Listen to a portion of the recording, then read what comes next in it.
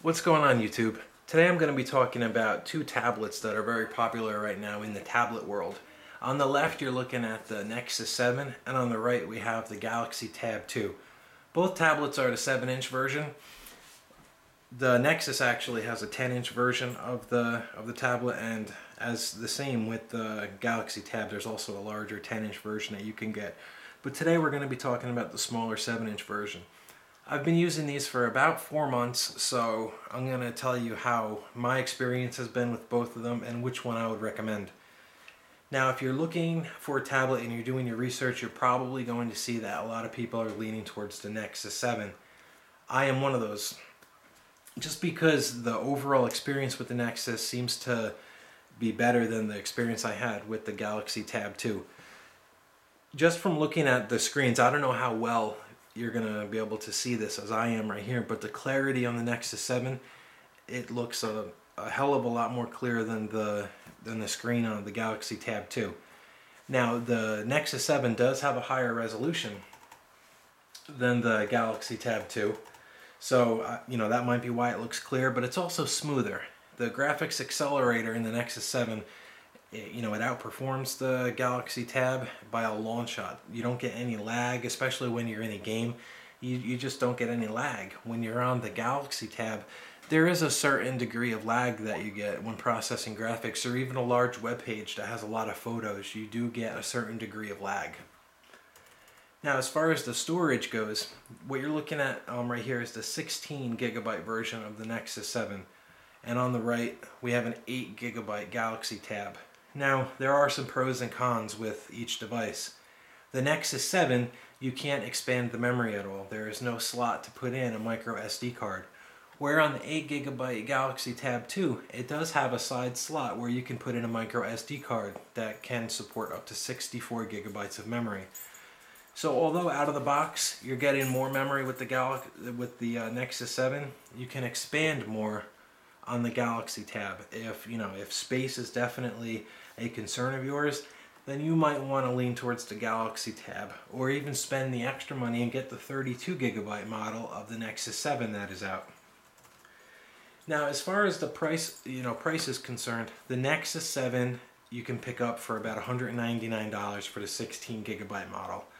And if you wanted to spend a little extra money on the 32 gigabyte model, you're looking at about $250, give or take. As far as the Galaxy Tab 2, you're looking at about $250. That's just for the Wi-Fi model, 8 gigabytes. The one that's right here is the one that you can put on a data plan through Verizon. If you were to go to a Verizon store and purchase this Galaxy Tab, it's going to run you about $600. I know that price is very steep, but as with any device that a cellular provider offers, the retail price is always much higher than you would pay if you were to buy it off of eBay or Craigslist. So the Wi-Fi model is going for about $250 at like Best Buy or Walmart. But if you wanted to go the extra distance and get the cellular data package on the Galaxy Tab, you're going to have to spend a little bit extra money unless you find somebody online who offers it a lot cheaper than $600.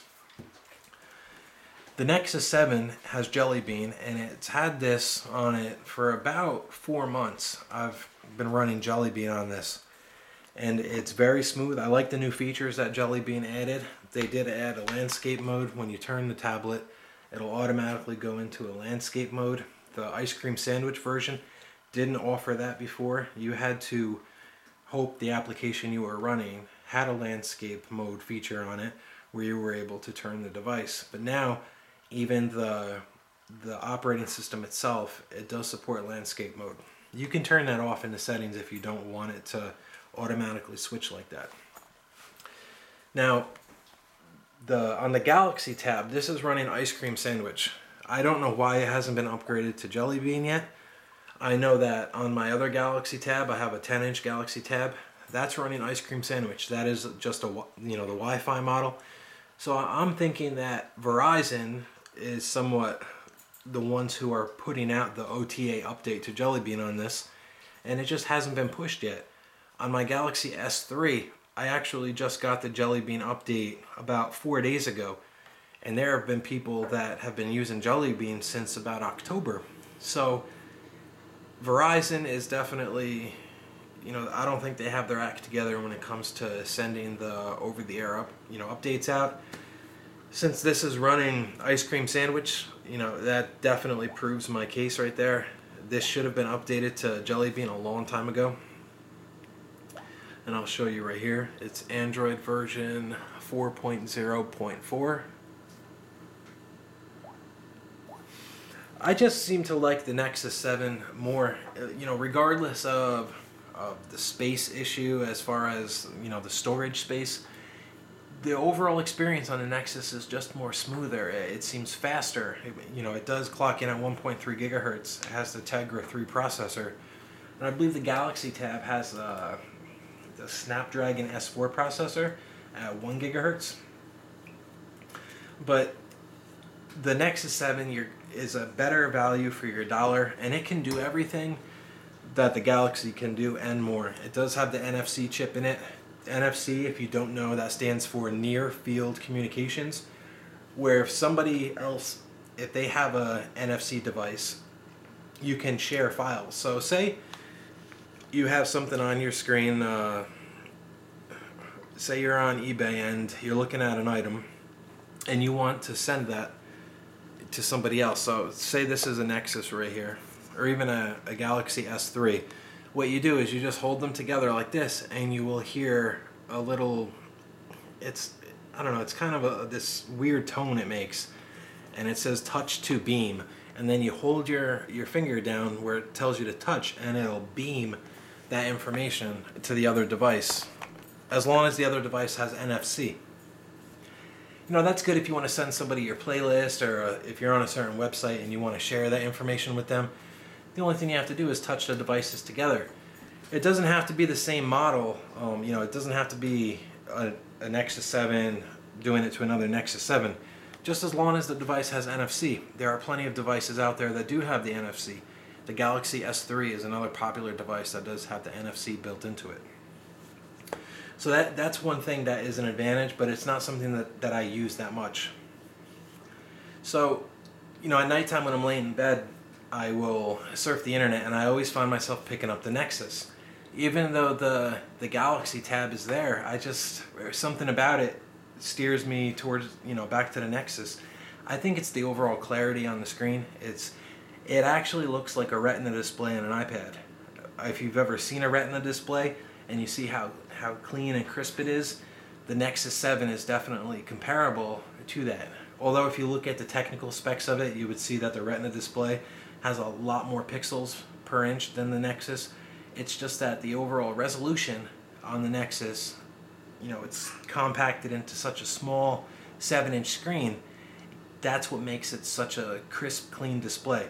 On the Galaxy Tab 2, the resolution is lower than the Nexus 7, hence the reason why the Nexus 7 has a much clearer screen.